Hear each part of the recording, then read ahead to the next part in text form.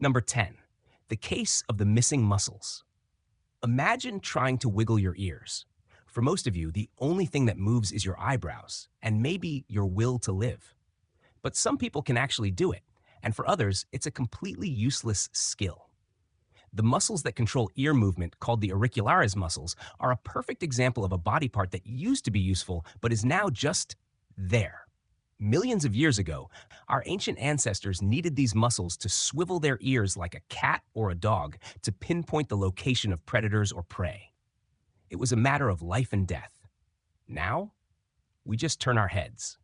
Those muscles are still there, a ghost from our evolutionary past, a faint memory of a time when the slightest rustle in the bushes meant either dinner or being dinner. So the next time you see someone wiggle their ears, remember you're looking at a living fossil, a person with a superpower that the modern world has rendered completely pointless. Number 9, the tailbone. That wasn't. Everyone knows they have a tailbone, but have you ever stopped to think about why? It's not for balance, it's not for sitting, it's the shrunken, fused remains of a tail we left behind millions of years ago.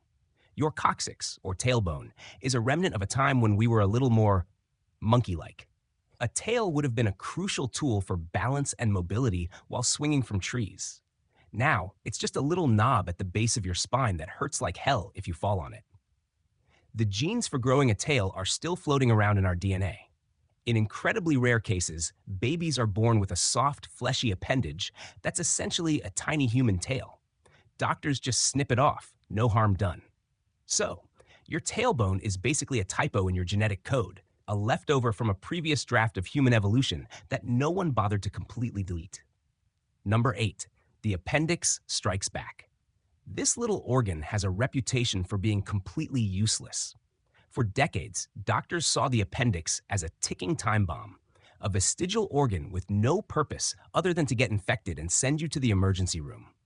But new research is starting to change that story. While it's not an essential organ, it might not be completely pointless. Some scientists believe the appendix acts as a safe house for good bacteria. When your gut gets wiped out by a nasty infection like cholera, the good bacteria can emerge from the appendix to repopulate your gut and get things back to normal. It's like a secret panic room for your microbes. So while it's mostly just an organ that sits around doing nothing, it could be a last-ditch survival tool. Number 7, your bizarre Darwinian hair. You get cold, and the little hairs on your arms stand straight up, creating a case of classic goosebumps. It's an involuntary reaction we all have. But why? Your body isn't trying to scare you. This reflex, known as piloerection, is a useless relic from a time when we were covered in thick body hair. When our ancestors got cold or felt threatened, these tiny muscles would contract, making their hair stand on end. This created a layer of insulation, so trapping air and keeping them warm. It also made them look bigger and more intimidating to predators. Think of a cat puffing up its fur to look scary. We still have that reflex, but without the dense fur, all we get are those tiny bumps. It's basically our body having a phantom limb sensation for a coat of fur we no longer have. Number 6, the wisdom teeth saga. When you think of a useless body part, wisdom teeth are probably high on the list. These extra molars are a constant source of pain and inconvenience, often requiring painful surgery to remove, but they weren't always pointless. Millions of years ago, our ancestors had much larger jaws and a very different diet. They ate tough, unprocessed foods like raw meat, roots, and nuts, which required a lot of heavy chewing. Their wisdom teeth were a necessary third set of molars to help grind down their food. But over time, our diets changed. We started cooking food, making it softer and easier to chew. Our jaws got smaller, but our wisdom teeth didn't get the memo. So now, they're just a painful reminder of a time when your great-great-great-great-grandfather was chewing on a raw carrot for dinner. Number 5, the palmar grasp reflex. If you've ever put your finger in a baby's hand, you know what happens. They instinctively curl their tiny fingers around it and hold on tight. This is the palmar grasp reflex, a powerful, involuntary grip that's present in infants. It's incredibly strong, sometimes even strong enough for a baby to support its own weight. It's also completely useless to a human baby. So why do we have it? This reflex is a leftover from our primate ancestors, whose infants needed to hold onto their mother's fur, to avoid falling. A baby monkey's survival literally depended on its ability to hold on. We don't have fur anymore, so the reflex is pointless, a biological phantom of a time when we were a lot hairier and a little more desperate to cling to our parents. Number 4, the male nipple paradox. Here's a question that probably never keeps you up at night. Why do men have nipples? They have no biological function for males, and yet they're a standard issue body part. The answer is simple. We all start out as females in the womb. For the first few weeks of development, every human embryo is on the same path, and a set of nipples forms on both male and female embryos long before sex-specific hormones like testosterone kick in. Once the testosterone does its thing and the male embryo starts developing testicles, the nipples are already there. And they just stay. They're a leftover, an unneeded byproduct of a biological process that has been working for hundreds of millions of years. They're basically a blueprint from the early stages of human development that was never fully erased, a funny little detail that reminds us of our shared beginnings.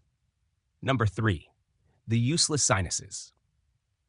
Have you ever wondered what the point of your sinuses is? They're just empty, mucus-filled pockets in your face that get infected and make you feel terrible.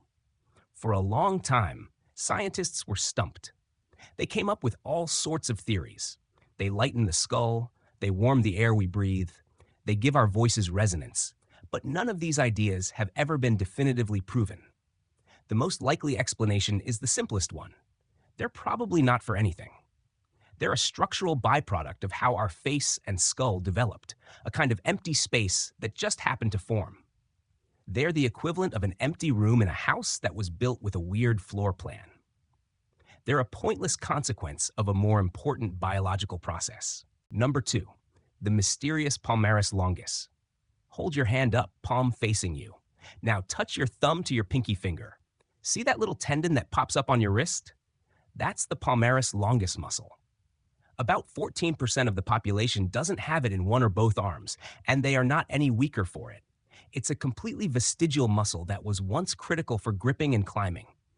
Our primate ancestors used it to swing from branches, but as we evolved and started walking on 2 feet, the muscle became less and less necessary. It's now so useless that surgeons often use it as a spare tendon for reconstructive surgery in other parts of the body. So, if you have it, you're a little bit of a throwback to the jungle. If you don't, you're just as normal as anyone else. Number 1, the human headlights. Have you ever been embarrassed by a big red blush? That's not just a sign of awkwardness. It's another one of our body's weird evolutionary holdovers. Your face is uniquely full of blood vessels, which are incredibly close to the surface of your skin. This allows your face to flush red when you're embarrassed or angry, an involuntary physiological reaction. But why? Charles Darwin proposed that this reflex, called vasodilation, was originally a social signal. He theorized that our ancestors, who might have lived in simpler, more honest societies, had this involuntary reflex as a way to show that they were lying or hiding something. It was an involuntary sign of a guilty conscience, a kind of biological lie detector. Now, it's just a mortifying social quirk that makes every awkward moment a little bit worse.